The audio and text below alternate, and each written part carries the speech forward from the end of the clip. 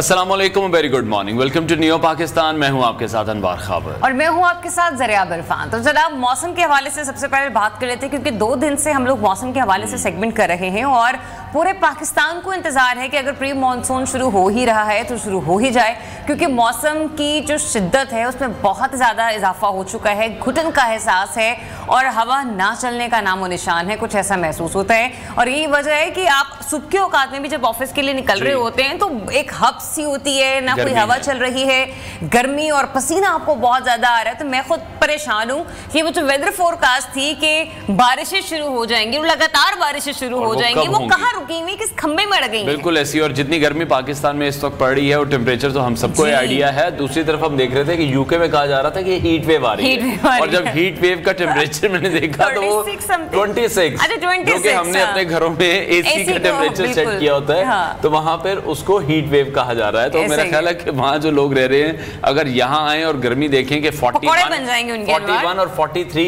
किस तरह की फीलिंग्स होती हैं, तो शायद उन्हें और आपको पता है कि जब हम लोग वेदर फोरकास्ट देख रहे होते हैं, अक्सर यही हर किसी की कोशिश होती है कि शायद कहीं ना कहीं बादल या बारिश का नामो निशान निकल आए। तो पारा ऐसे ऐसे भी टेम्परेचर हमने हाई होता हुआ देखा है कि टेम्परेचर एक्चुअली 43 होता है लेकिन फील लाइक 46, 47। बिल्कुल ऐसे। तो वहां तो चीखे मारने का बंदे का दिल कर रहा है। ऐप में टेम्परेचर देख रहा था तो वहां पर 37 शो कर रहा था, बट लिखा हुआ था feels like 41। Exactly this was ना फील हो रही थी। इतनी शदीद गर्मी है तो उसमें इंतजार तो ये किया जा रहा है कि जो बारिशों का एक सिस्टम एंटर हो रहा है वो जल्द शुरू हो, ताकि लोगों को भी थोड़ा सा रिलीफ मिले। एक तो उन्हें गर्मी से रिलीफ नहीं मिल रहा, फिर उन्हें दूसरा महंगे बिलों से रिलीफ नहीं मिल रहा, तो शायद कहीं ना कहीं कुछ रिलीफ मिल जाए। बहरहाल इस पर मजीद भी बात करेंगे। अभी शामिल करते हैं टॉप स्टोरीज।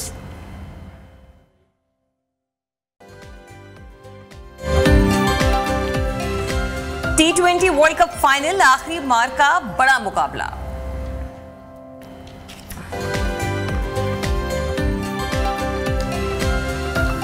गर्मियों में आलू बुखारा खाएं और बीमारियों से निजात पाएं। गर्मियों की छुट्टियां बच्चों को स्किल सिखाने का शानदार मौका। 5 मिनट में मेकअप, खवातीन के लिए इंतहाई आसान तरीका। अच्छा जी, ये सेगमेंट जो है बड़ा मतलब मजेदार होने वाला है कि 5 मिनट में कौन सी खवातीन है जो मेकअप करके बाहर निकल आती हैं। तो मुझे तो इस ना करें ज़रिया, अभी पोल खुल जाएगी। नहीं, अभी ये पोल खोलने वाला मामला नहीं है कि ये जब हमने स्क्रीन के लिए वो ना बैठना होता है ना, तो वो एक प्रॉपर तैयारी है। लेकिन विद इन 5 मिनट्स में ये टास्क कंप्लीट कर सकती हूँ कि आप इजीली जो है ना अपना मेकअप। चलें ये आगे चलकर इस सेगमेंट में फिर तमाम खवातीन के साथ ये टिप्स शेयर करनी बहुत ज्यादा जरूरी है, जिन्हें बहुत ज्यादा वक्त दरकार होता है, जिनके फिर मियां उनसे नाराज होते हैं। आपको पता है मेरे मियां पता है कि कहते हैं यार तुम थोड़ा टाइम नहीं लगा सकती, तुम इतनी जल्दी तैयार होकर आ जाती हो। ठीक है, चलें जी क्रिकेट पे कुछ बात कर लेते हैं। और जिस तरह से कल हमने देखा कि वन साइडेड एक किस्म का मैच हुआ है। हिंदुस्तान ने पहले बैटिंग की है, टॉस जीता था इंग्लैंड ने, उन्होंने बॉलिंग का फैसला किया। हिंदुस्तानी प्लेयर्स जब ग्राउंड में आए तो उन्होंने 171 रन बनाए हैं, 172 रन का टारगेट दिया इंग्लैंड की टीम को।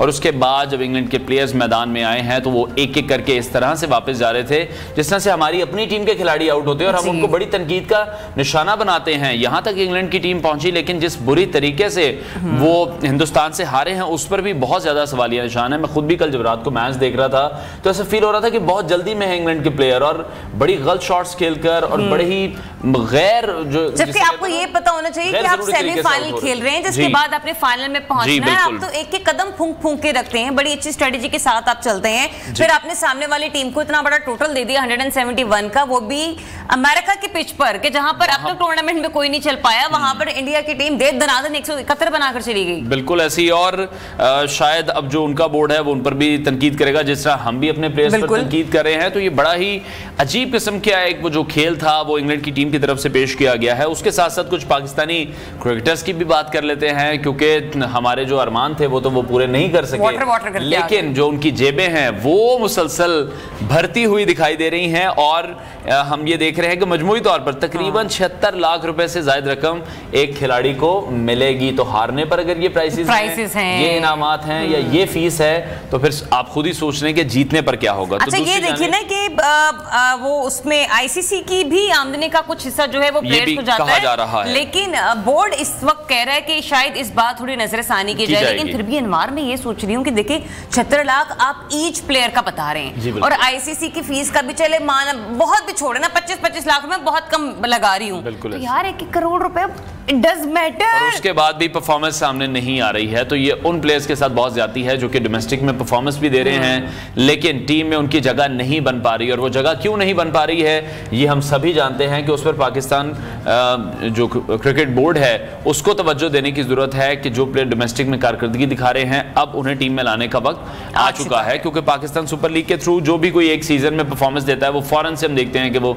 नेशनल टीम का हिस्सा बन जाता है। दूसरी तरफ हम ये देख रहे हैं कि एक्सपर्ट ट्वीट करते हुए साबिक कप्तान और मारूफ कमेंटेटर हैं, वो ये लिख रहे हैं कि अफगानिस्तान ने पीर की रात सेंट विंसेंट में सेमीफाइनल के लिए क्वालिफाई किया। मंगल को जो उनकी फ्लाइट थी वो भी वहां 4 घंटे ताखीर से पहुंची है, उन्हें प्रैक्टिस का वक्त नहीं मिला है। तो ये जो सारी बातें हो रही हैं जो कि पहले माइकल वॉन ने भी की हैं कि इंडिया को एक एज कहीं ना कहीं आईसीसी की तरफ से दिया जा रहा है, तो बहुत से लोग ये कह रहे हैं कि अब बीसीसीआई और आईसीसी को तो मिक्स कर देना चाहिए, या फिर बीसीसीआई के अंडर ही सब कुछ मामला जो है क्रिकेट के वो दे देने चाहिए, क्योंकि वो तो अपने तरीके से तमाम निजाम को चला रहे हैं। जिस तरह से क्रिकेट पर उनकी उजारादारी है, बड़े बड़े मुल्क हैं जिसमें इंग्लैंड भी है, जिसमें ऑस्ट्रेलिया भी है, न्यूजीलैंड भी है, खैर हम लोगों की तो बात कोई सुनता ही नहीं है, हमारे तो चेयरमैन ही बदलते रहते हैं, तो हमारी बात कौन सुनेगा।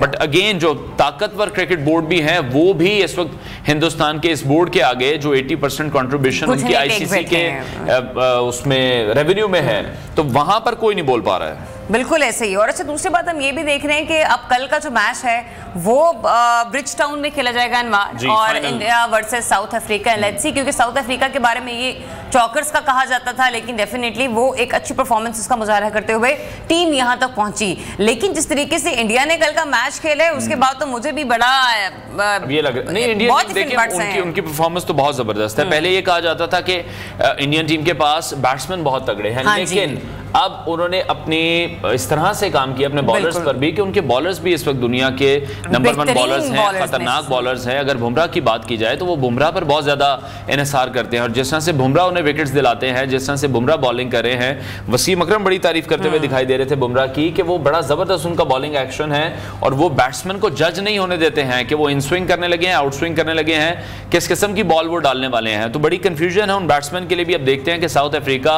कल किस तरह से क्रिकेट खेलती है, कोई अपसेट वो क्रिएट कर पाते हैं, या फिर हिंदुस्तान इस बार फाइनली रोहित शर्मा की कप्तानी में विराट कोहली जो कि ऑफ कलर हमें नजर आ रहे हैं, उनके साथ थोड़ा सा अपसेट है, लेकिन फिर भी देख लीजिए कि अनवार ये टीम एफर्ट हमें नजर आ रही है।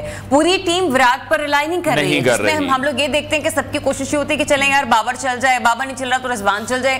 क्यों बाबर और रिजवान? टीम एफर्ट कहां पर चली जाती है वो एक बहुत बड़ा सवाल ये निशान है, जिसमें इफ्तिखार भी हैं, जिसमें शादाब भी हैं, जिसमें उस्मान खान है, जिसमें आजम है। तो ये वो लोग हैं कि जिनका स्कोर करना बहुत ज्यादा जरूरी है। ऐसा नहीं हो सकता कि हम जैसे प्रोग्राम डिजाइन करके बैठे हैं, हमारे 4 सेगमेंट होते हैं, तो मैं ये कहूं कि चलें अगर आज अनवार थोड़े डाउन फील कर रहे हैं या मैं थोड़ी डाउन फील कर रही हूं, तो नहीं ये मेरा ही कसूर है। अगर मैं डाउन फील कर रही हूं तो मुझे बकअप करने के लिए, मेरा हौसला बढ़ाने के लिए न सिर्फ ये पूरी पैनल की टीम मौजूद है। आप कहीं पर डाउन है तो मैं हूं और पूरी पैनल की टीम मौजूद, यही एफर्ट होती है। ये नहीं हो सकता कि मैं भी डाउन हूं, टीम भी डाउन है और आप ये कह रहे हैं कि अच्छा जब ये डाउन है तो ठीक है फिर यार जो चल रहा है वो चला देते हैं। आपके ऊपर एक जिम्मेदारी होती है। इसीलिए मैं जब सिर्फ बाबर की बात करता हूं लोगों को लगता है कि मैं सिर्फ एज अ फैन बात कर रहा हूं। मेरे बात करने का तरीका इसलिए भी है कि अगर हर चीज हम बाबर आजम पर ही डाल देंगे, बीइंग अ कैप्टन, ठीक है वो कैप्टनसी अच्छी नहीं कर पा रहे हैं और इसीलिए उनकी परफॉर्मेंस अपनी भी मुतासिर हो रही है, बट जो बाकी प्लेयर्स हैं उनको तो अपना जवाब खुद देना है, उनको अपना एहतसाब खुद करना है। क्रिकेट बोर्ड को ये देखना है कि ये लोग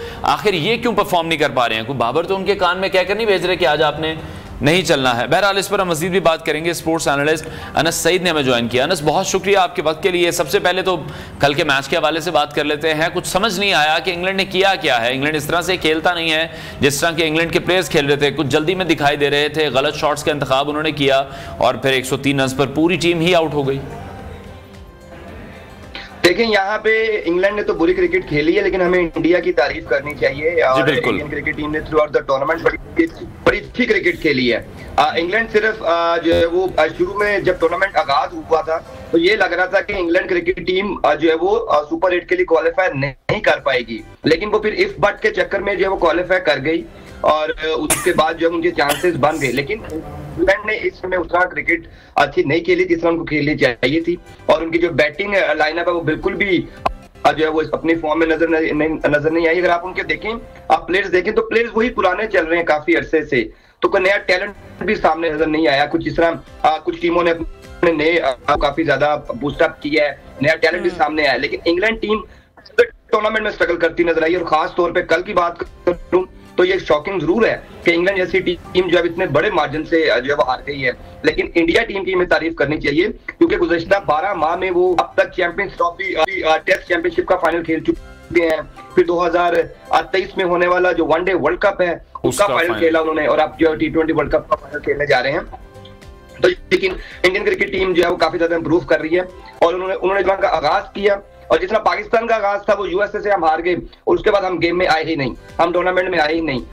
इंडिया से तो हमने हारना होता ही है, क्योंकि उनका इंडिया का जो साइकोलॉजिकल प्रेशर है प्लेयर्स पे वो हमेशा रहता है। आप देखें 120 रन का आदत था जो हम अपने माइंडसेट की वजह से नहीं जीत सके, लेकिन इंडियन टीम ने जिस तरह टूर्नामेंट का आगाज किया मोमेंटम लेके चल रहे हैं। और विराट कोहली की बात करूंगा, आउट ऑफ द फॉर्म है, लेकिन इसके बावजूद टीम फाइनल में है। विराट कोहली बड़े बैट्समैन है, बड़े प्लेयर है, उसके बावजूद जो है उनकी टीम फाइनल में पहुंच चुकी है।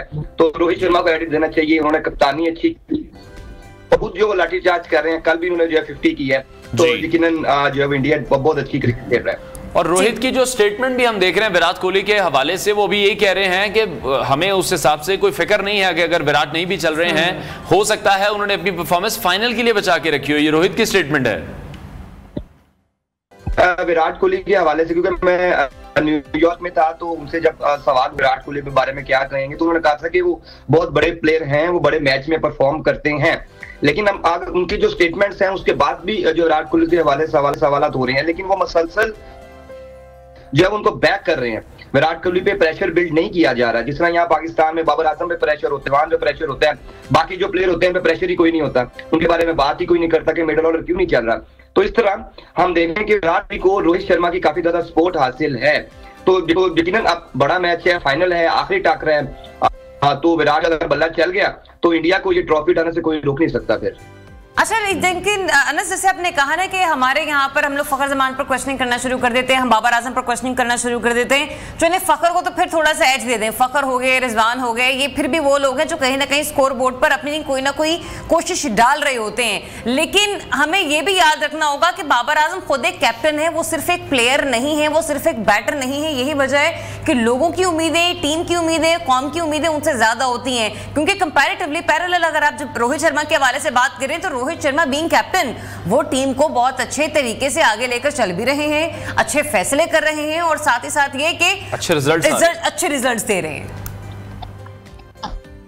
देखिए, जो पाकिस्तान क्रिकेट टीम की हम बात करें तो पाकिस्तान क्रिकेट टीम में जो बातें चल रही हैं, जो कि अपनी ग्रुपिंग की बात चल रही है, बिल्कुल सच है। पाकिस्तान टीम में किसी किस्म जो है वो जेल नहीं है, पाकिस्तान टीम एक यूनिट नहीं है। हमसे अच्छी क्रिकेट जो है अफगानिस्तान ने खेली है, वो एक यूनिट बन के खेलते हैं और सेमीफाइनल खेला है उन्होंने।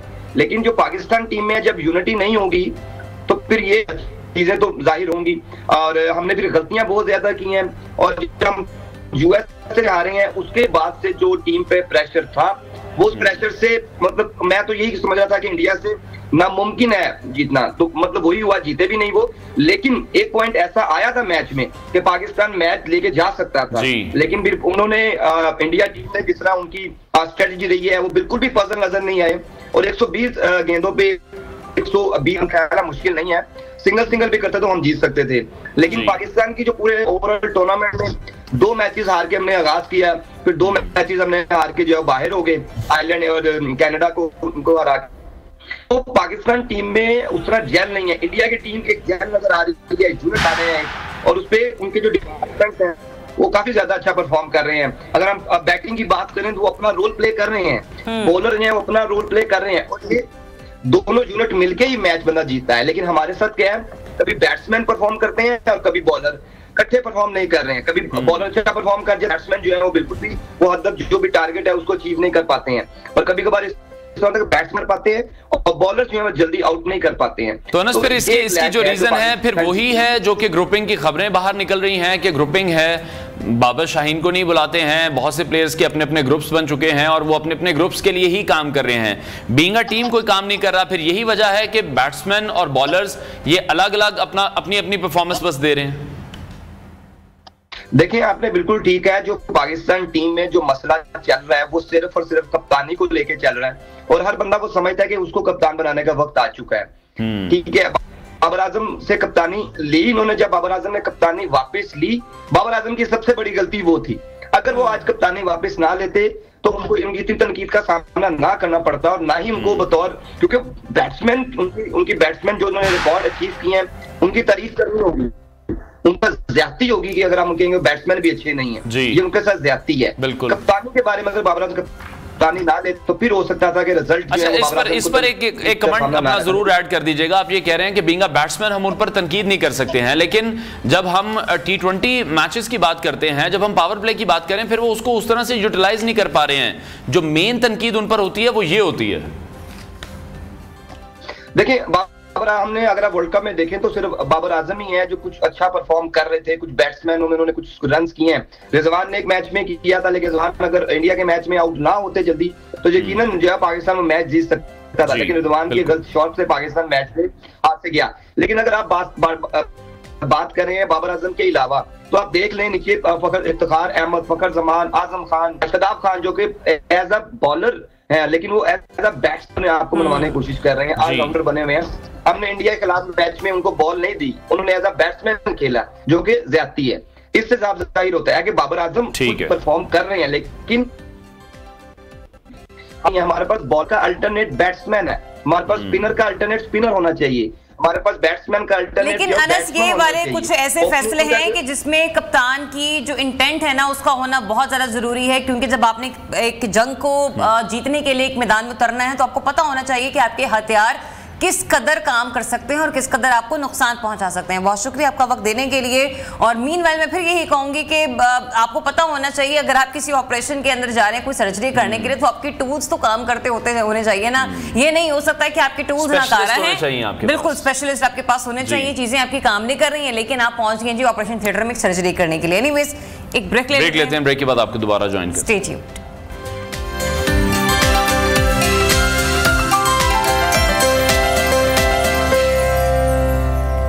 Welcome back. तो जनाब गर्मी के आते ही जहां हम एक तरफ मौसम की शिद्दत से निमट रहे हैं, वहीं पर इसके साथ साथ गर्मी के मौसम में ऐसे शानदार फल भी दस्तयाब होते हैं जिन्हें देखकर ही तबीयत खुशगवार हो जाती है। जहां देखने में कमाल तो है ही, वहीं खाने में भी लाजवाब हैं। आज हम बात करेंगे अनवार आलू बुखारे के बारे में। जी बिल्कुल, आलू बुखारा अपने खट्टे मीठे जायके के बायस खाने में बहुत ज़्यादा पसंद किया जाता है और फिर बहुत ज़्यादा इकसाम भी जिसको हम कह सकते हैं तरीके से यूज़ किया जाता है। जैसे खुश्क आलू बुखारा है वो खाने में मज़ेदार होने के साथ साथ जो हमारी सेहत है उसके लिए भी बहुत ज़्यादा मुफीद है। ये जो फल है ये आड़ू की नस्ल के फलों में शामिल है जिसकी मुतादिद इकसाम भी हैं और डिफरेंट साइज़ में बाज़ार में भी मिलते हैं, जबकि जायका इनका मीठा या खट्टा होता है, जबकि इसका जो रस है वो भी काफी मजेदार होता है। बिल्कुल ऐसा ही है और बड़ी डिफरेंट फॉर्म में हम इसको पीते हैं। वैसे अमूमन मैंने देखा है कि लोग आलू बुखारा खाने के बजाय ना ज्यादातर इसका जो स्मूदी होती है या फिर आलू बुखारे और इमली का जो शरबत होता है उसी कंडीशन में बहुत वो क्वांटिटी के चक्कर में ना, इनटेक बढ़ाने के चक्कर में हम वो जूसेस की तरफ निकल जाते हैं कि उसमें हमें ज्यादा फायदा मिल जाएगा। लेकिन जब भी हमारी बात हुई है किसी से उन्होंने कहा कि रॉ फॉर्म में खाना ही हर फ्रूट को बेहतर होता है। आज इसको एक बार फिर से कंफर्म कर लेते हैं। हमारे साथ माहिर ग़िज़ाइयत हमाला खान मौजूद है। हमाला बताइए जरा आलू बुखारे के क्या क्या फायदे हैं। Thank you so much. बिल्कुल, आलू बुखारा एक ऐसा फ्रूट है जो हमारे पास बिल्कुल थोड़े से अरसे के लिए आता है। पूरा लंबा समर सीजन ये हमारे पास नहीं रहता, थोड़े से अरसे के लिए आता है। और बहुत सारे लोग हैं जिनको जब तक पता चलता है कि आलू बुखारा मार्केट में आ चुका है वो जाने के टाइम पर आ रहा होता है। तो जितने टाइम में भी ये अवेलेबल है इसका इस्तेमाल जो है वो हमारे लिए बहुत ज़्यादा इंपॉर्टेंट है। बाकी तमाम फ्रूट्स के साथ साथ वो फ्रूट जो लिमिटेड टाइम के लिए हमारे पास अवेलेबल होते हैं कोशिश करें कि उनका इस्तेमाल उस टाइम पर ज़रूर कर लें। अच्छा, अब इसमें इसके फ़वाइद के बारे में बात करें तो मैं आपको बताना चाहूँगी इसका सबसे इंपॉर्टेंट सबसे बेहतरीन फ़वाइद ये है कि आपकी कब्ज़ में यानी कि कॉन्स्टिपेशन में बहुत ज़्यादा मदद करता है। बहुत सारे पेशेंट्स जो कॉन्स्टिपेशन का शिकार हैं, अगर वो सुबह आलू बुखारे 2 आलू बुखारे और साथ नीम गर्म पानी लेते हैं अपने नाश्ते से आधा घंटा पहले खाली पेट, तो वो उनकी कॉन्स्टिपेशन को ख़त्म करने के लिए बहुत ज़्यादा इंपॉर्टेंट है। सो आलू बुखारे का इस्तेमाल एक तो आप कब्ज़ को ख़त्म करने के लिए कर सकते हैं, इसके साथ साथ वो लोग 2 आलू बुखारे नीम गर्म पानी के साथ वो लोग जो आयरन डेफिशिएंसी का शिकार रहते हैं यानी कि खून की कमी का शिकार रहते हैं, वो लोग भी कर सकते हैं कि वो आलू बुखारे का इस्तेमाल करें सुबह खाली पेट। वो भी 2 आलू बुखारे का इस्तेमाल अगर नाश्ते से आधा घंटा पहले करें तो उनकी आयरन डेफिशिएंसी के लिए बहुत ज़्यादा इंपॉर्टेंट है। इसके साथ साथ अगर देखा जाए तो इसके अंदर हमारे पास पोटेशियम का बहुत अच्छा कंटेंट मौजूद है। पोटेशियम क्या करता है, हमारे ब्लड प्रेशर को रेगुलेट करने में, ब्लड प्रेशर को नॉर्मल रेंजेस में रखने के लिए बहुत ज़्यादा इंपॉर्टेंट है। तो वो मरीज जिनमें ब्लड प्रेशर का मसला रहता है वो भी इसका इस्तेमाल ज़रूर करें। विटामिन के है जो कि ब्लड क्लॉटिंग के लिए इंपॉर्टेंट है। विटामिन सी, अच्छा जितने भी लाल फल होते हैं ना, जिसमें तरबूज आ गया, स्ट्रॉबेरी आ गया, आलू बुखारा आ गया, चुकंदर आ गया, वो आपकी स्किन के लिए बहुत ज़्यादा इंपॉर्टेंट होते हैं। तो फीमेल स्पेसिफिकली जो अपनी स्किन का ख्याल रखना चाहती हैं वो वक्तन फवक्तन ऐसे फलों का इस्तेमाल अपनी डेली लाइफ में जो है वो ज़रूर करती रहे। तो इस तरह से डिफरेंट किस्म के इसके फ़वायद हैं। वो लोग जो प्रेग्नेंट फीमेल्स हैं, प्रेग्नेंट फीमेल्स में ज़्यादा मसला रहता है कि उनके आयरन जो है वो कम रहता है, फीटस उनसे आयरन ले रहा होता है, सो वो तो ज़रूर कोशिश करें apart from taking any nutritional supplements या न्यूट्रास्यूटिकल्स, वो अगर आलू बुखारे का इस्तेमाल कर रही हैं, इस मौसम में कर रही हैं, जो भी प्रेग्नेंट फीमेल्स हैं, तो वो उनके आयरन लेवल्स के लिए बहुत इंपॉर्टेंट है। अच्छा हमारा अभी आपने बताया ना कि अगर आप सुबह के औकात में नीम गर्म पानी के साथ आलू बुखारे 2 खा ले तो आपकी कॉन्स्टिपेशन खत्म हो जाएगी। लेकिन अनवर शायद आप भी एग्री करेंगे, हमने बहुत ही मिथ सुन रखी है, शायद ये हकीकत भी हमारे बताएंगी कि अमूमन अम्मियां कह रही होती हैं या घर के कुछ बड़े बुजुर्ग कह रहे होते हैं कि आलू बुखारा खाए ना इसलिए पेट खराब हो गया है। तो ये क्या मामला है? आप तो कह रही है कि कॉन्स्टिपेशन के इश्यूज हल होते हैं, घर वाले अक्सर ये कह रहे होते हैं आलू बुखारा खाने ना पेट खराब हो जाता है। नहीं, आलू बुखारा आपकी stomach through out stomach issues के लिए बहुत ज्यादा इंपॉर्टेंट है क्योंकि इसके अंदर फाइबर का बहुत इंपॉर्टेंट, बच्चों को मोशन लग गए या बच्चों के साथ ये मामला हो गए तो मैंने सुना वो होता है कि आपने अगर एक्सेस क्वांटिटी में इस्तेमाल कर लिए कॉन्स्टिपेशन के लिए, मैंने आपको बता दिया कि आपने 2 आलू बुखारे का इस्तेमाल करना, हो सकता है बहुत सारे लोग इससे ज्यादा क्वांटिटी में इस्तेमाल करें तो वो कॉन्स्टिपेशन को ठीक करते करते आपके लिए सवाल को आसान, शायद जो मैं चीज पूछना चाह रही हूँ, देखें क्योंकि समर सीजन है, स्कूल बच्चे नहीं जा रहे, घरों में मौजूद हैं, तो आपको पता नहीं जो 5-6 साल के हमारे बच्चे होते हैं ये फलों पर टूट कर पड़ते हैं, ठीक है ना। लेकिन दूसरा ये भी होता है कुछ फल तो वैसे हैं कि जिनको खा ले तो इतना बच्चों को असर नहीं होता, लेकिन आलू बुखारे की क्वांटिटी 5 से 6 साल के बच्चों के लिए क्या होनी चाहिए और 8 से 10 साल के बच्चों के लिए क्या होनी चाहिए? ठीक है, बच्चों में जो फ्रूट की क्वांटिटी है ना वो डिफरेंट लेवल्स पे जाकर चेंज होती रहती है। बहुत सारे बच्चे हैं जो बड़े आराम से फ्रूट जो है वो खा लेते हैं, बहुत सारे बच्चे हैं जिनको माओं को चाहिए कि वो डिफरेंट फॉर्म्स में उनको इंट्रोड्यूस करवा रही होती हैं, जोर जबरदस्ती खिला रही होती हैं, किसी ना किसी फॉर्म में खिलाने की कोशिश कर रही होती हैं बस उनको। तो उस फॉर्म में हम उनको कहते हैं कि आप इनको पल्प्स की फॉर्म में खिला दें, थोड़ा सा मैश करके दे दें, किसी ऐसी चीज़ के साथ दे दें कि इनको पता ना चले इन्होंने फ्रूट का जो लिया है। ऐसे बच्चों के लिए वो कोशिश करें कि 1 आलू बुखारा भी काफ़ी, अगर वो 1 अपनी डेली इसमें कंज्यूम कर रहे हैं तो वो उनके लिए इंपॉर्टेंट है, ठीक है। क्योंकि एडल्ट में हम कहते हैं कि आपने 2 से 4 इस्तेमाल करना है, तो बच्चों के लिए 1 से 2 इज एनफ, इससे ज़्यादा आप उसका इस्तेमाल ना करें। छिलके के साथ इस्तेमाल करने से इसका कोई हर्ज नहीं है, लेकिन अगर आप छिलका उतार के इस्तेमाल करें तो वो आपके लिए फायदेमंद होता है। किडनी के पेशेंट्स इसका इस्तेमाल ना करें। अच्छा इसके किडनी के पेशेंट्स के इसलिए इंपॉर्टेंट है, ऑक्सलेट्स में इसमें बहुत रिच क्वांटिटी में मौजूद होते हैं, लेकिन वो लोग जिनको बार बार किडनी स्टोन्स होने का खतरा होता है, हो जाते हैं, फिर वो अपना ट्रीटमेंट करवाते हैं, दोबारा से हो जाते हैं, तो वो लोग कोशिश करें कि इससे अवॉइड करें, या अगर वो किसी तरह से इस्तेमाल करें तो उस दिन वो पानी का इस्तेमाल ज्यादा करें, ठीक है। तो पानी का इस्तेमाल वो ज्यादा करेंगे तो वो इससे बच सकते हैं। तो एक तो ये किडनी स्टोन्स के लिए इंपॉर्टेंट है। दूसरा एक बड़ा इंपॉर्टेंट फैक्टर है इसका कि ये वेट लॉस वाले पेशेंट्स के लिए बहुत ज़्यादा इंपॉर्टेंट है। वो लोग जो अपना वजन कम करें लेकिन साथ ही उन्हें मीठे की क्रेविंग बहुत ज़्यादा रहती है, वो चाहते हैं कि मीठा जो है वो किसी ना किसी तरह से इस्तेमाल करते रहें। तो वो अगर अपने सुबह निहार में इसको इस्तेमाल करें या दिन के किसी भी टाइम इसका इस्तेमाल करें तो वो इंपॉर्टेंट होता है। अच्छा वो लोग जिनका ये मसला रहता है कि खाने के बाद उन्हें कुछ मीठा चाहिए, ठीक है, तो वो भी इसका इस्तेमाल करें, लेकिन 2 फॉर्म में इसका 1 या 2 जो है वो खाने के बाद इस्तेमाल कर लें। हाँ अगर वो स्नैकिंग में इस्तेमाल करें, स्नैकिंग से मुराद 11 से 12 बजे के करीब इस्तेमाल करें या 4 से 5 बजे के करीब इस्तेमाल करें, तो वो 2 से 4 आलू बुखारे का इस्तेमाल जो है वो अपने स्नैक्स में कर सकते हैं। इससे ज्यादा एक्सीड नहीं करना चाहिए, जो कि हमारे यहाँ फिर किया जाता है। इसमें एक इंपॉर्टेंट चीज ये भी है कि मगरिब के बाद फ्रूट्स का इस्तेमाल ना करें, ठीक है, क्योंकि बहुत सारे लोग होते हैं जो मगरिब के बाद फ्रूट्स का इस्तेमाल करते हैं, उनके वेट स्टक रहने का खदशा ज्यादा होता है। वो लोग जो वेट कॉन्शियस नहीं है, उनको कोई इतना मसला नहीं है, वो अपना जब मर्जी इस्तेमाल करें, लेकिन वो लोग जो वेट लूज कर रही हैं वो मगरिब के बाद जरा थोड़ा सा अवॉइड कर लें। इसके साथ साथ आपने इंट्रोडक्शन में बात की शरबत के बारे में, जो कि समर सीजन है, शरबत की बात ना करें, आप जाके निकले ना बाहर, आपको हर जगह पर हर रेड़ी पे नजर आएगा। ऐसा ही है, बिल्कुल ऐसा ही। डिफरेंट लोगों ने जो है ना डिफरेंट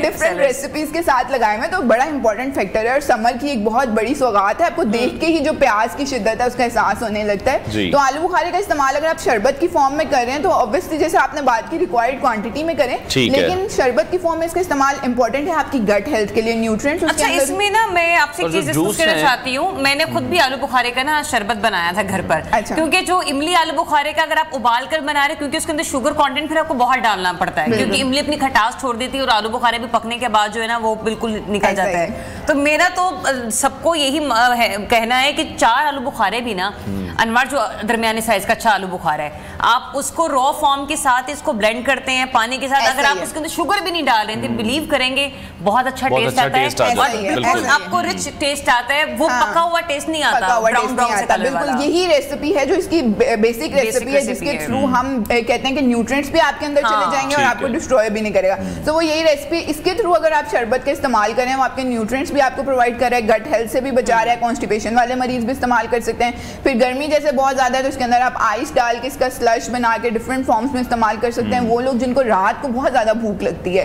और वो ये बड़ी शिकायत करते हैं कि क्या करें, आप तो बाहर से ही मंगवा सकते हैं, अगर वो इस बेसिक रेसिपी से इस जूस का इस्तेमाल करें, इंपॉर्टेंट भी है, भूख भी मिट जाएगी, शुगर की क्रेविंग भी पूरी हो जाएगी और आप सेटिस्फाइड। और वैसे भी हम लोगों की तो कोशिश होती है कि कोई फल अगर मिल गया, कोई सब्जी मिल गया तो उसकी हर फॉर्म को यूटिलाइज किया जाए। चटनी हम उसकी बना लेते हैं, हम कोई चीज नहीं छोड़ते हैं, मुरब्बा हम उसका बना लेते हैं, बिरयानी में हम डालना शुरू कर देते हैं, उसको ड्राई करके एज अ ड्राई फ्रूट भी इस्तेमाल कर लेते हैं। तो ये I have a tip for the people, ये जो भी आपने बिरयानी वाला जिक्र किया ना, क्योंकि मैं कुकिंग लवर हूँ, मुझे खाना पकाना बहुत पसंद है। खिलाया नहीं इन्होंने वैसे कभी। ठीक है, ठीक है, आप घर पर आए इंशाल्लाह। अब तो आपको घर पर ही आना पड़ेगा मेरे भाई।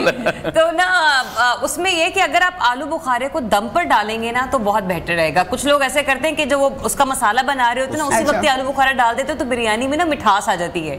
अगर आप उसको दम के ऊपर डालेंगे, वो हरा मसाला डाल रहे होते, फिर उसके ऊपर दोबारा आपने चावल रख दिए तो अपना पाइप छोड़ देता होगा ना, वो पूरे बिरयानी में बड़े इंपॉर्टेंट है ये। तो फिर तो वो आपका जो आलू, क्योंकि आलू बुखारा अपने साथ इतने सारे चावल फिर इकट्ठे कर लेता है और वो फिर सारे, फिर जब आप मिक्स कर दे बिरयानी को सर्व करने वाली चीजों में मतलब चला जाता है वो उसमें डिशेस में, तो वहां से आपकी बिरयानी मीठी हो जाती है। और फिर जो इसकी एक जूस की फॉर्म है वो कितनी बेटर है? अच्छा, जूस की फॉर्म ऑब्वियसली बात वही आ जाती है कि फलों को फलों की शक्ल में इस्तेमाल करना बहुत ज़्यादा इंपॉर्टेंट है। कोशिश करें कि फलों को फलों की शक्ल में खाएं और उस टाइम पर खाएं जिस टाइम पे वो ज़रूरत है, यानी कि 11 से 12 बजे के करीब या 4 से 5 बजे के करीब। लेकिन अगेन बात वही आ जाती है कि अगर आपने जूस का इस्तेमाल करना ही करना है तो फिर जैसे ज़रियाब ने बताया कि 4 आलू बुखारे का ही जूस बनाएं, उसको ही ब्लेंड करें और उसका ही जितना जूस बनता है, यानी कि आप अपना जितना पोर्शन रिक्वायर्ड है उसको ही आप जूस की फॉर्म में लेकर जाएं और उसको ही आप रॉ फॉर्म ज़्यादा थिक ना करें, पानी की क्वांटिटी जरा ज्यादा कर लें। उतने फॉर्म में ही 4 आलू बुखारे का ही बनाएं ताकि आपकी कैलोरीज ना बढ़ जाए। अच्छा खासा इतना बड़ा मग बन जाता है। हाँ, बन जाता है क्योंकि पानी का इस्तेमाल उसमें ज्यादा हो जाता है। लेकिन अगेन पोर्शन जितना है उतना ही उतने का ही आप जूस बनाएं, क्योंकि जब हम फलों को जूस की तरफ लेकर जाते हैं ना, उनकी क्वांटिटी बढ़ जाती है। मतलब आप सोचेंगे 1 सेब आपने खाना है, लेकिन अगेन जब आप उसका जूस बना रहे हैं तो आप 3 से 4 सेब का इस्तेमाल करेंगे। तो तरह से आलू बुखारे की भी बात यह कि 4 का अगर आपसे जूस अच्छा बन रहा है तो आप जूस की फॉर्म में इस्तेमाल कर लें, अगर आपको वो वैसे रॉ फॉर्म में पसंद आ रहे हैं तो रॉ में करें, लेकिन क्वांटिटी को एक्सीड ना। और अगर आप वाटर ऐड नहीं कर रहे हैं ना, आप क्रश की हुई बर्फ को ऐड करके ब्लेंडर में डालेंगे तो आपका जूस थिक रहेगा। पानी के साथ बर्फ डाल के करेंगे ना तो वो बेचारा वो पतला पतला सा रहेगा। टिप्स के लिए आप मुझे ऐसा लग रहा है मैं कोई लेसन लेने के लिए बैठा हूँ, दोनों तरफ मेरे बैठी हैं, एक यहाँ से आ रहा है एक यहाँ से आ रहा है, मैं क्या करूँ बीच में? नहीं, एक्चुअली ऐसा है कि मैं खुद बड़ा लो कैलोरी फूड खा रही हूँ, ठीक है, मेरे हस्बैंड भी बहुत ज्यादा डाइट कॉन्शियस है और ये खुद भी है अनवर, तो लेकिन अनवर मीठा नहीं छोड़ता। ये है, ठीक है ना। मैं खुद ही हैरान होती है कि जितने भी फिटनेस एक्सपर्ट्स होते हैं, इनफैक्ट मेरे हस्बैंड भी रात को 12 बजे ना क्रेविंग शुरू हो जाती है। हाँ। मेहनत हम लोग इतनी कर रहे होते हैं जिम में, तो हम क्यों फिर अपनी वो क्रेविंग्स को रोकें?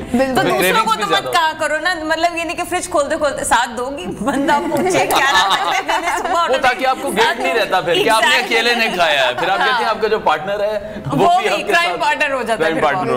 ये नहीं, आप अगर शुगर की बहुत ज्यादा क्रेविंग है तो आलू बुखारे का इस्तेमाल जरूर करें। अच्छा, इसमें मैं एक प्रेग्नेंट फीमेल्स के लिए जरूर ऐड करना चाहूंगी कि समर सीजन में आलू बुखारे का इस्तेमाल जरूर करें। बहुत सारी आयरन डेफिशिएंट फीमेल्स आती हैं, कहती हैं खून की कमी ऑब्वियसली हो जाती है इस फेज़ में, तो कोशिश करें कि न्यूट्रास्यूटिकल से बेहतर है फलों के थ्रू जो है अपना आयरन लेवल पूरा करें। वो नेचुरली भी आपको बहुत ज़्यादा बूस्ट कर रहा होता है, आपकी स्किन को एनहांस कर रहा होता है, अल्टीमेटली आपके फिटनेस के लिए भी इंपॉर्टेंट होता है और आपके ऑन सेल्फ के लिए भी बहुत ज़्यादा इंपॉर्टेंट होता है। तो कोशिश करें कि इसको इस फॉर्म में ही इस्तेमाल। बहुत शुक्रिया माहिर ग़िज़ाइयत हमारा खान हमारे साथ इन कॉन्वर्सेशन थी। नाज़रीन ब्रेक लेते हैं, ब्रेक के बाद आपको दोबारा join. Stay tuned new Pakistan.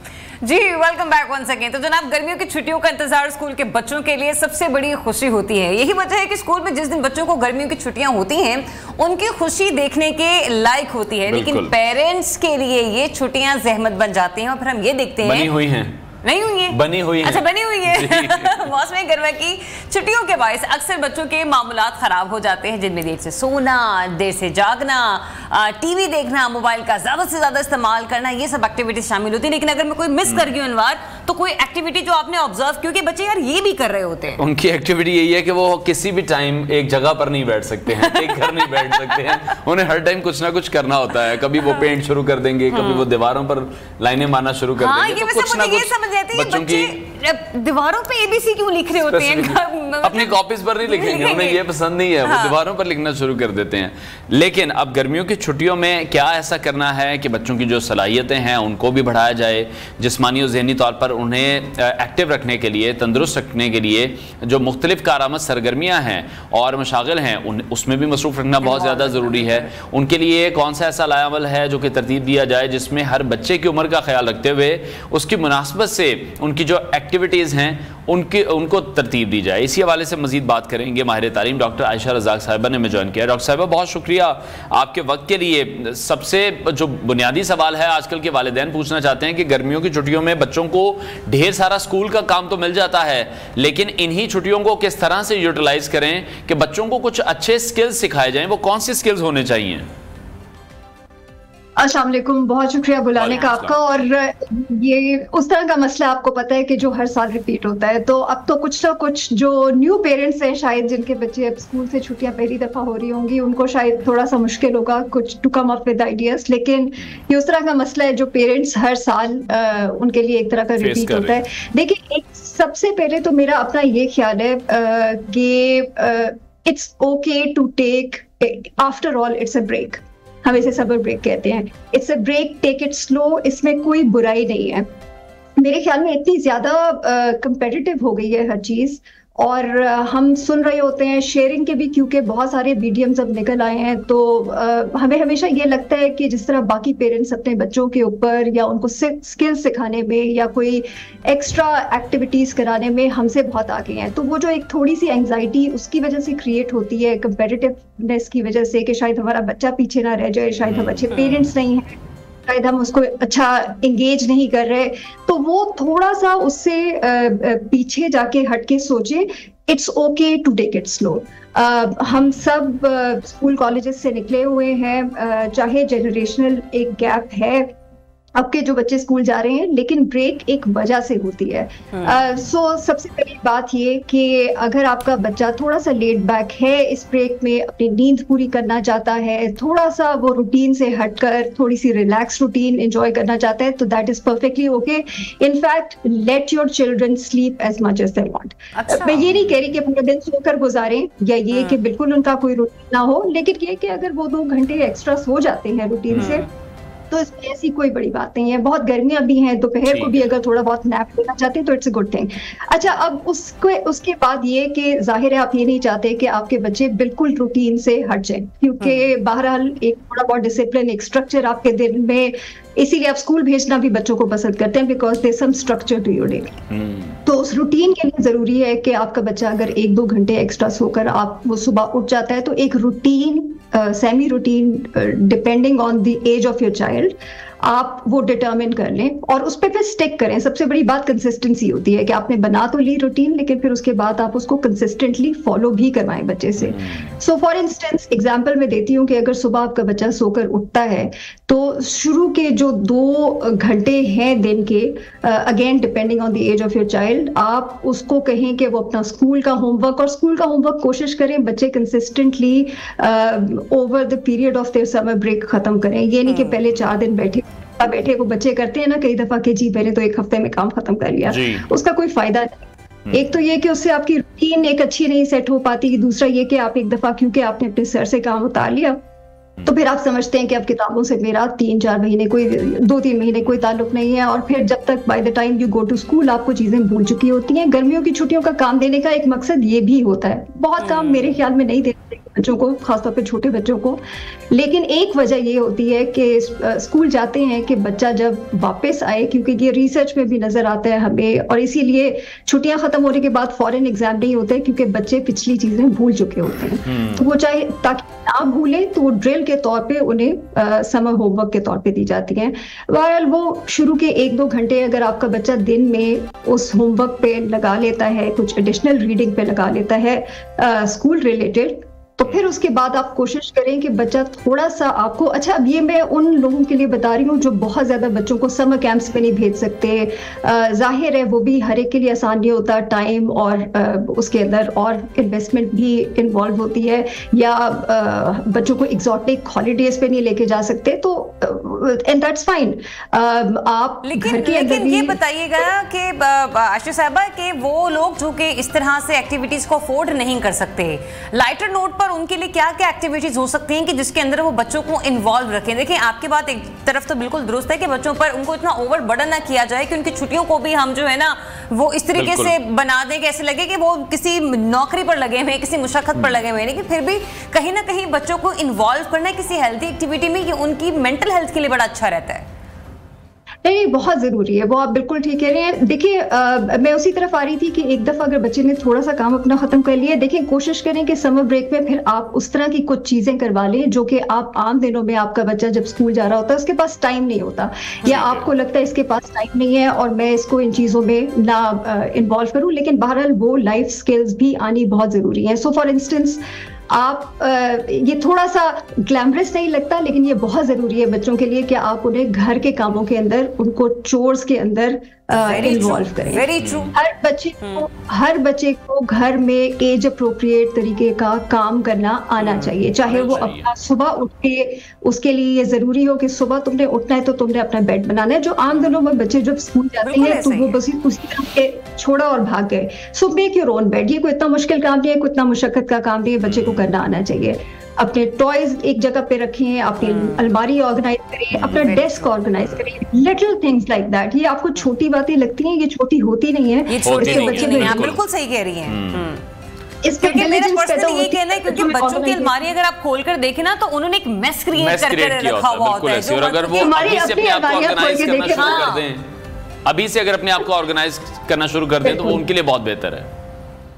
और ये इसीलिए हम इनको लाइफ स्किल्स कहते हैं ना, कि ये पूरी जिंदगी, ये डिसिप्लिन, ये अपना अपनी लाइफ को मैनेज करना, ये बहुत जरूरी स्किल्स है जो बच्चों के काम आती है, अभी भी काम आएंगी, वो कॉलेज यूनिवर्सिटी में जाएंगे, अडल्ट लाइफ में आपको पता है बहुत सारे अडल्ट हमारे इर्द गिर्द, हम में से कुछ खुद भी कितने डिसऑर्गेनाइज्ड होते हैं। और ये यही वजह है क्योंकि हमें कल्चरली आमतौर पे बहुत सारे घरानों में यही होता है कि नहीं जी बच्चे से काम नहीं करवाना, बच्चा स्कूल जा रहा है, बच्चों ये चीजें इतनी इंपॉर्टेंस नहीं दी जाती जितनी देनी चाहिए। बहरहाल आप इस तरह की सरगर्मियों में बच्चों को इन्वॉल्व कर सकते हैं, आप बच्चों को कुकिंग बेकिंग के अंदर इन्वॉल्व कर सकते हैं। देखिए ये भी एक बहुत इंपॉर्टेंट लाइफ स्किल है, चाहे वो लड़का हो चाहे वो लड़की हो, आपके बच्चे को इवेंचुअली अपने आप को सेल्फ सस्टेन करना आना चाहिए।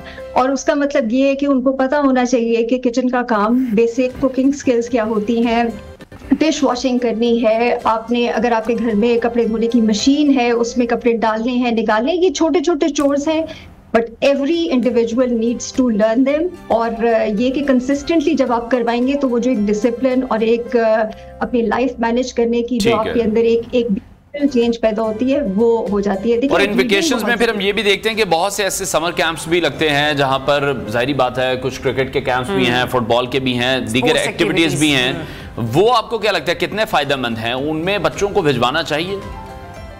बहुत फायदेमंद है ऑब्वियसली। आई मीन आपकी फिजिकल एक्टिविटी, चाहे वो घर पे आपके बच्चे, आपके पास ऐसा कोई माहौल है आपके नेबरहुड में जहाँ बच्चे बाहर आते हैं, पार्क है करीब में जहाँ बच्चे खेलते हैं, चाहे वो एक बहुत ऑर्गेनाइज समर कैंप ना भी हो, अगर है तो बहुत अच्छी बात है, वहां भेजें।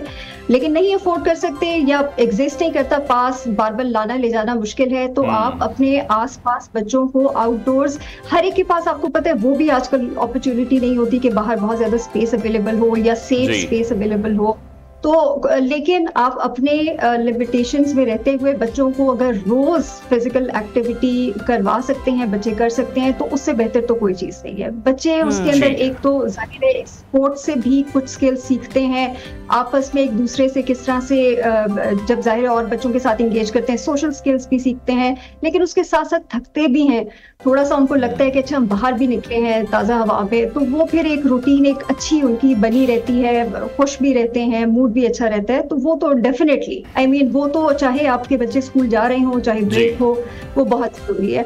देखिए रीडिंग मैं जरूर मेंशन करना चाहती हूँ, हमारे मुल्क में जो रीडिंग है ना उसका रुझान पिछले दिनों में कोई सर्वे देख रही थी बहुत कम है एज कम्पेयर टू इवन हमारे रीजन में जो और ममालिक है, और वो फिर नजर आता है बच्चों को। जब आप टेस्ट देखते हैं ना, डोमेस्टिक या इंटरनेशनल टेस्टिंग में बच्चे हिस्सा लेते हैं, तो वो जो रीडिंग में और मैथ में जितने कम लो परफॉर्म करते हैं, वजह यही है कि रीडिंग कल्चर ना हम बचपन से इनकरेज करते हैं, ना बच्चे फिर वो खुद पिक कर पाते हैं, स्कूलों में भी इसकी तरफ कोई बहुत तवज्जो नहीं दी जाती। So invest in good. मेरा एक सवाल आपसे ये, अपने रीडिंग स्किल्स के हवाले से बात की ना, मैं यहाँ पे थोड़ा सा ये भी डिस्कस करना चाहती हूँ, वो बच्चे जो इंग्लिश मीडियम में पढ़ रहे हैं अनवार, वो उर्दू उनको बिल्कुल नहीं आ रही है। जो बच्चे उर्दू मीडियम में पढ़ रहे हैं उनको इंग्लिश कम्युनिकेशन स्किल्स जो है ना उनकी वो बहुत वीक है। पेरेंट्स यहाँ से चीजों को कैसे बैलेंस करें? कोई टिप आप अगर आप लोगों के साथ शेयर करना चाहें। देखिए एक तो ये कि आजकल लैंग्वेज लर्निंग के हिसाब से तो काफ़ी सारी आपके पास रिसोर्सेज अवेलेबल हैं। सबसे पहली चीज़ तो ये है कि देखिए बच्चों को एक्स्ट्रा बुक्स लेकर दें।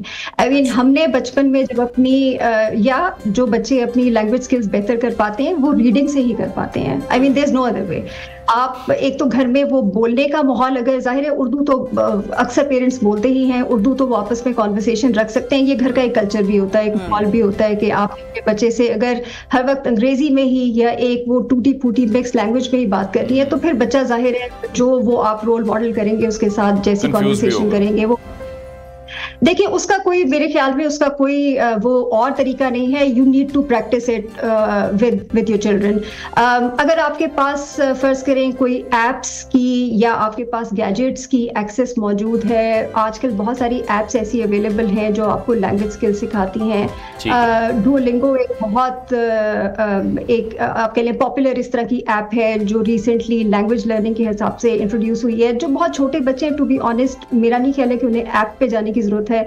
मेरे ख्याल में घर में कॉन्वर्सेशन का जो माहौल है उससे आप बहुत ज्यादा सीखते हैं, अपने पीयर्स से, अपने दोस्तों से इंटरेक्शन में बहुत ज्यादा सीखते हैं, और रीडिंग से और आप एजुकेशनल टीवी से भी लैंग्वेज पिक कर सकते हैं। तो आई वुड सजेस्ट माहिर तालीम आयशा रज़ाक साहिबा हमारे साथ इन कॉन्वर्सेशन थी। नाज़रीन ब्रेक लेते हैं, ब्रेक के बाद आपको दोबारा join stay tuned new Pakistan.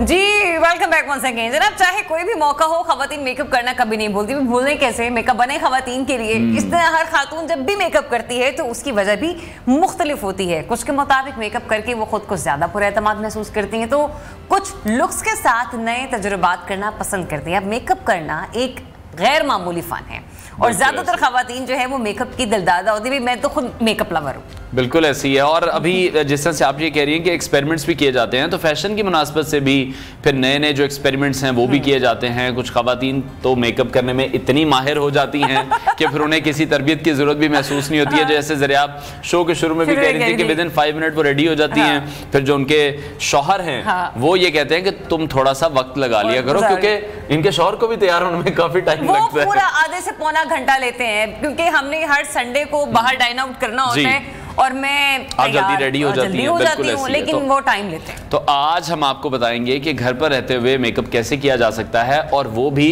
कम से कम वक्त में। और इसके लिए मेकअप एक्सपर्ट का होना बहुत ज्यादा जरूरी है। मेरी एक्सपर्टीज को फिलहाल हम साइड पर रखते हैं। मेकअप आर्टिस्ट फिजा नूर ने हमें ज्वाइन किया है, जर्नलिस्ट भी हैं। अस्सलाम वालेकुम फिजा, कैसी हैं आप? सलाम, मैं खैरियत से, आप बताएं। फिजा, सबसे पहले तो ड्रास्टिक चेंज है आपकी लाइफ का कि आप जर्नलिस्ट तो हैं ही, ठीक है, आपने बड़ा टाइम एक इदारे को दिया, फिर उसके बाद आपने अपने सैलून की तरफ आगे। थोड़ा सा जरा इसका मुझे बताइए, फिर आगे हम इसको जरूर डिस्कस करते हैं। अच्छा, चलिए, मुझे ये कहा गया था हम इस साइड पे नहीं आएंगे, लेकिन अच्छा, ये मुझे नहीं मालूम था। हम थोड़ा कर लेते हैं, क्योंकि होता है बहुत से लोग जब आपको जान रहे होते हैं तो ये कहते हैं एकदम से यहाँ से आपने यहाँ स्विच कैसे किया। बहुत से लोग जब सैलून पे भी आते तो उन्होंने कहा कि पहले तो ऐसा कुछ नहीं था, अब क्यों? मीडिया में रहते हुए जब आप एक लॉन्ग टर्म आप काम कर रहे होते हैं, सिंगल जब आप होते हो तो बहुत इजी होता है। अभी आप भी एक्सपीरियंस कर रहे हो, मैंने शादी के 4 साल बाद भी उसको कंटिन्यू रखा, लेकिन when you are a mother it's very difficult. मेरे बच्चे स्पॉइल हो रहे थे, मैं बच्चों को टाइम नहीं दे पाती थी। सुबह मेरे आने की टाइमिंग्स तो थी कि 9 बजे मैंने ऑफिस जाना है, लेकिन मेरी घर वापसी की टाइमिंग्स नहीं होती थी कि मैंने घर वापस कब जाना है। तो ऐसी सिचुएशन में मेरे बच्चे डिस्टर्ब होने लगे थे। और जो मुझे लगता है मीडिया के लोगों की, खास तौर पर फीमेल्स की फैमिली प्लानिंग हो जाती है कुदरतन, क्योंकि आप घर ही नहीं जा रहे, आपके पास एक टाइम ही नहीं है, आप बच्चों को लुक आफ्टर ही नहीं कर रहे।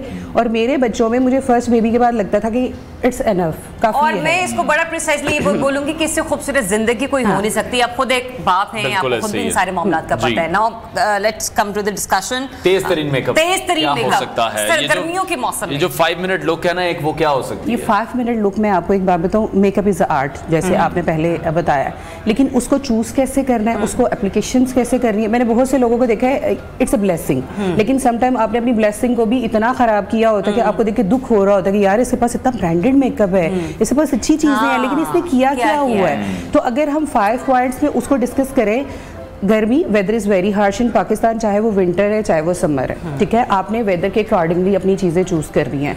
कोई इतनी पहले ये होता था कि इंटरनेशनल ब्रांड, हमें जो एक ब्रांड घुसने में है ना, हमें कि हमें ब्रांडेड चीज़ें, आप ब्रांड के साथ बैग भर लें, लेकिन अगर आपको एप्लीकेशंस नहीं आती तो वो आपके लिए वेस्ट है। आप 2 से 3 चीज़ें रखें। अभी समर्स में हम बात करेंगे बिकॉज विंटर्स है नहीं, आप समर्स में बात कर रहे हैं। आइसिंग इज़ वेरी कंपल्सरी, आप ठंडे पानी से मुंह धोएं, अपनी स्किन को हाइड्रेट रखें। आप देखो, जब तक आपकी स्किन अच्छी नहीं होगी, आप दुनिया जहान का अच्छा मेकअप उठा कर लगा लो, आपकी स्किन अच्छी अच्छा, मैंने तो आसान काम करके रखा होता है, क्योंकि ऐसे लगता है पानी दोज़ख से आ रहा है, तो मैंने तो अपने बाथरूम में ना बाल्टी भर के रखी होती है, मैं निकालती हूँ सिंक से नीचे और मैंने डब्बे में पानी डाला, मुंह धोया, वापस नीचे। एग्जैक्टली। और ऐसे ही है ज़रिया, जब हम आइसिंग नहीं करते हमारी स्किन लूज होने लग जाती है, क्योंकि इतनी गर्मी है। आप 1 घंटा बाहर गर्मी से होकर आए, जो आउटडोर काम करते हैं मर्द हजरात को तो स्पेशल हमसे ज्यादा पता है, हमारा फिर भी उतना नहीं होता। तो आप आइसिंग नहीं कर पाते तो ठंडे पानी से मुंह धोएं, वो नहीं कर पा रहे तो रोज वाटर को आप अपने फ्रिज में रख लें, उसको शावर गन में डालें, आप उसको शावर करें, उसको ऑब्जॉर्ब होने दें। 2 से 3 मिनट लगेंगे, उसको टैप टैप करके आप उसको ऑब्जॉर्ब होने दें। सन ब्लॉक अपनी जिंदगी का हिस्सा बना लें।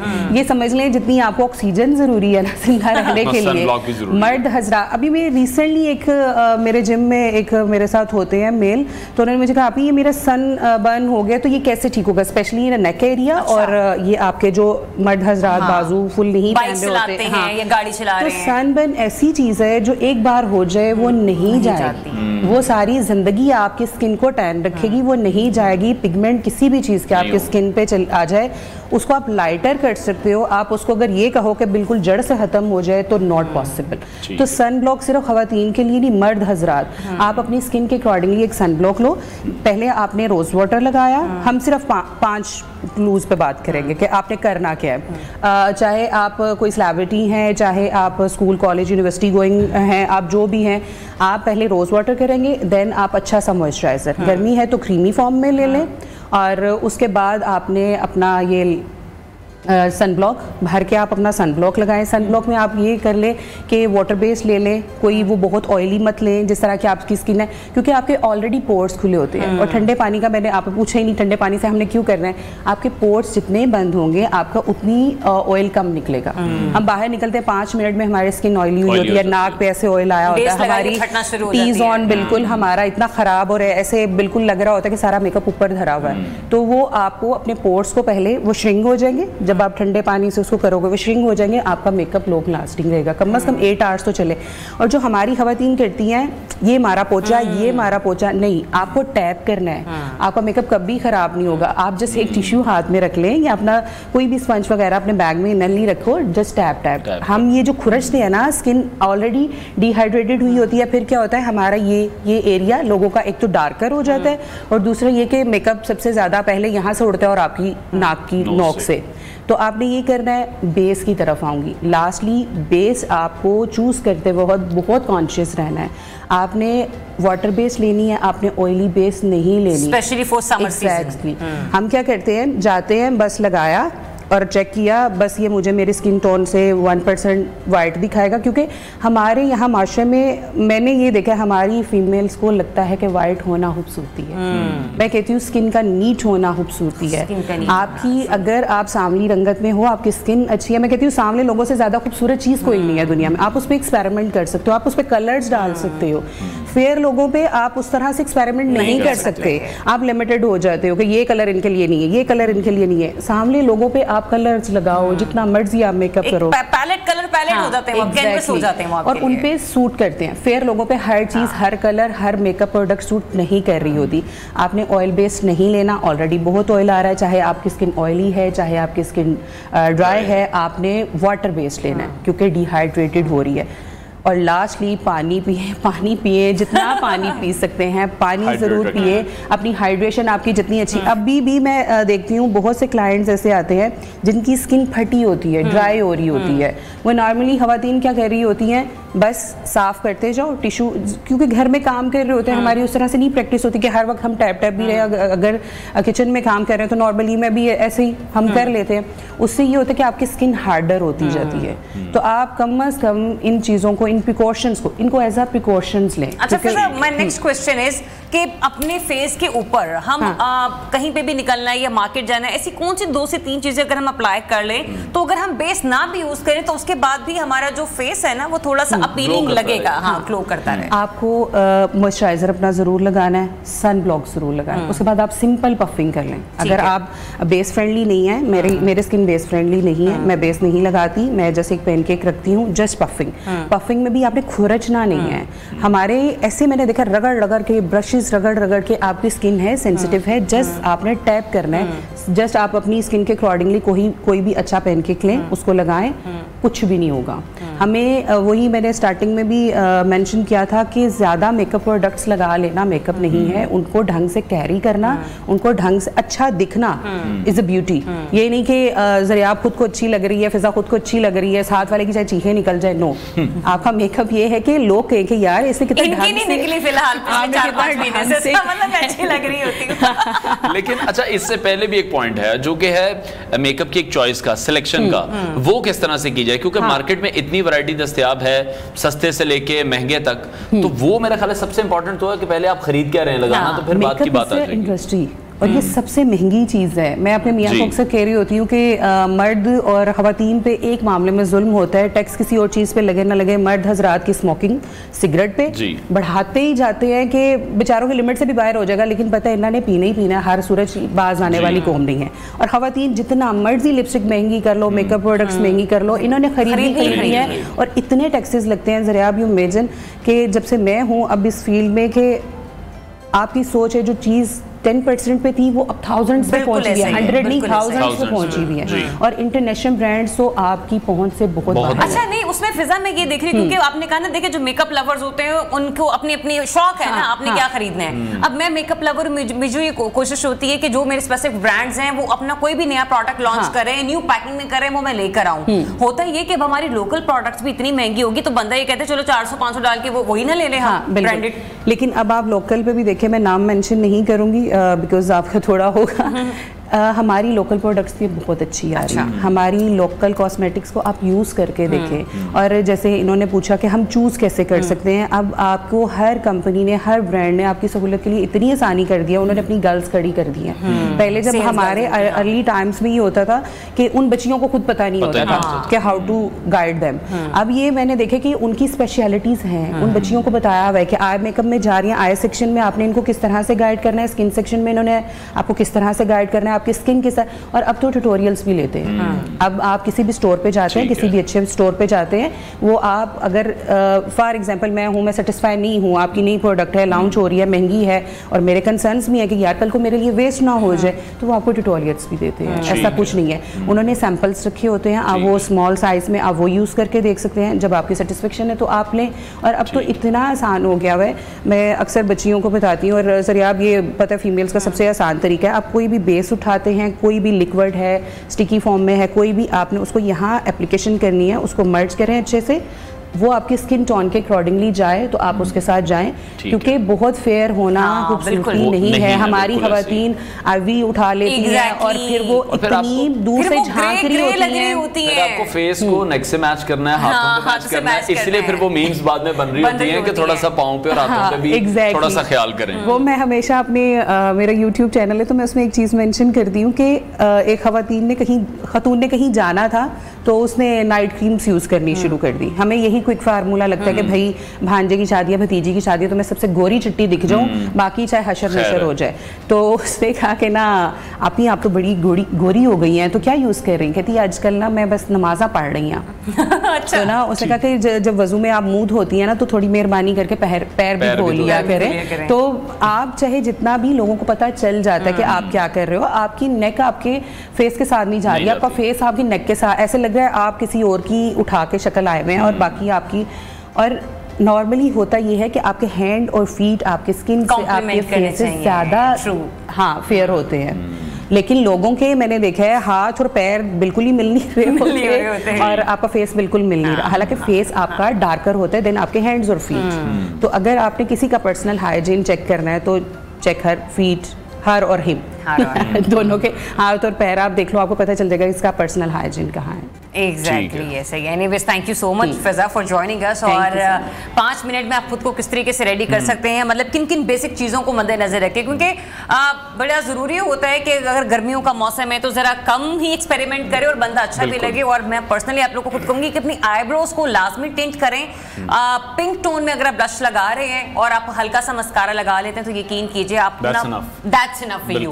लेकिन उसके लिए आपकी स्किन का हेल्दी होना बहुत जरूरी है, वरना हम लोग आधा घंटा बेस ही लगाने पर गुजार देते हैं। दो टिप्स मुझे बड़ी पसंद आई हैं। एक तो हाइड्रेशन तो जरूरी है कि आपने पानी पीते रहना। सेकेंडली ठंडे पानी से जो मुंह धोने वाली बात है वो बहुत जबरदस्त है, क्योंकि फिर आपका वो जो फेस है वो लिफ्ट रहता है। बिल्कुल ऐसे। लेकिन ब्रेक लेते हैं, ब्रेक के बाद आपको दोबारा ज्वाइन करेंगे। Stay tuned.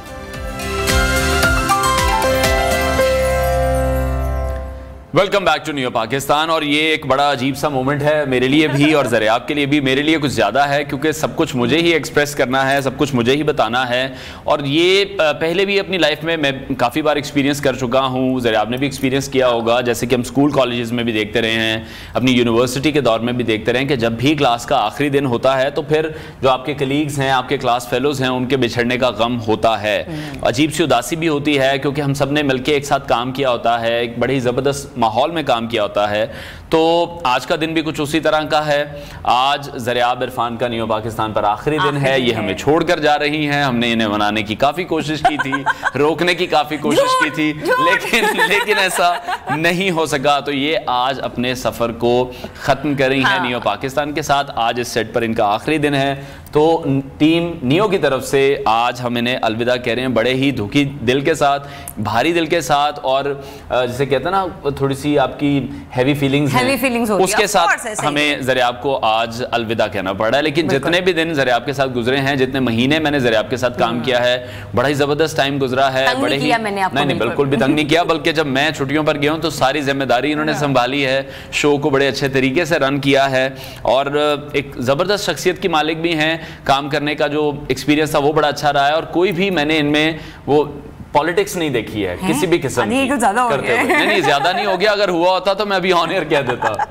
तो जरा मैं चाहूंगा आप भी अपना कोई एक्सपीरियंस शेयर करें, क्योंकि मुलाकात तो अब हमारी खैर होती रहेगी, लेकिन शो पर मुलाकात नहीं होगी। लेकिन ये दुनिया बहुत छोटी है, कुछ पता नहीं कि आप और मैं कहीं और बैठे हों कभी, ये दुनिया बहुत छोटी है और हमारी मीडिया की इंडस्ट्री हम कहते जरूर है कि बहुत बड़ी है, लेकिन कहीं ना कहीं निकल कर ना हम सब एक दूसरे के साथ मिल रहे होते हैं, कनेक्ट हो ही जाते हैं। एंड वी जस्ट होप कि इंशाल्लाह हमें जिंदगी में दोबारा काम करने का मौका मिले, क्योंकि अनवार मैंने बहुत सारे लोगों के साथ काम किया, बहुत सारे ऐसे कॉर्पोरेट इवेंट्स भी होस्ट किए कि जहां पर ना होस्ट के अंदर ही एक रेस चल रही होती है। उनके अंदर रेस ये होती है कि मैं ज्यादा बोल लूं, मैं ज्यादा टाइम दे दूं या मैं ज्यादा ऑडियंस को एंगेज कर लूं।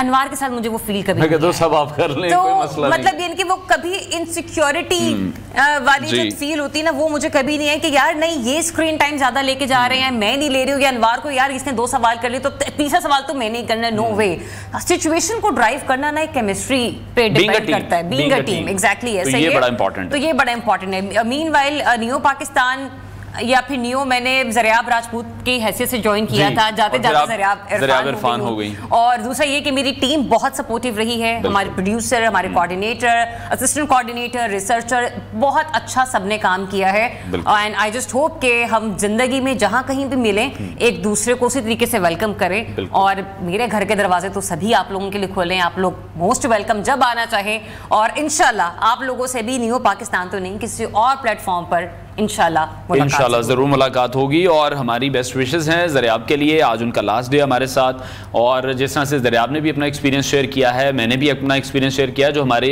नियो पाकिस्तान के जो फैंस हैं, जो फॉलोअर्स हैं, जो पेज पर भी देखते रहे हैं, वो भी ज़रियाब की बड़ी तारीफ करते रहे हैं। जो हम कमेंट सेक्शन में भी जाकर देखते रहे हैं, जिस तरह से ज़रियाब के काम को सराहा गया है, जिस तरह से ये मेरे साथ शो को रन करते रही हैं, तो वो बड़ा ही ज़बरदस्त एक्सपीरियंस मेरे लिए भी रहा है, हमारी पूरी टीम के लिए रहा है, हमारे चैनल के लिए भी रहा है। और हमारी बेस्ट विशेस हैं कि अब जिस भी इदारे में जाती हैं वहां पर भी बड़ा अच्छा काम करें और अपने फ्यूचर को वो मजीद आमीन आमीन। और lastly special thanks to Malik sahab, ji, Rizwan जलाल साहब और फवाद साहब एंड मीनवाइल चौधरी साहब को हम कैसे भूल सकते हैं, तो कभी भी नहीं भूल सकते हैं, भूलना भी नहीं चाहिए।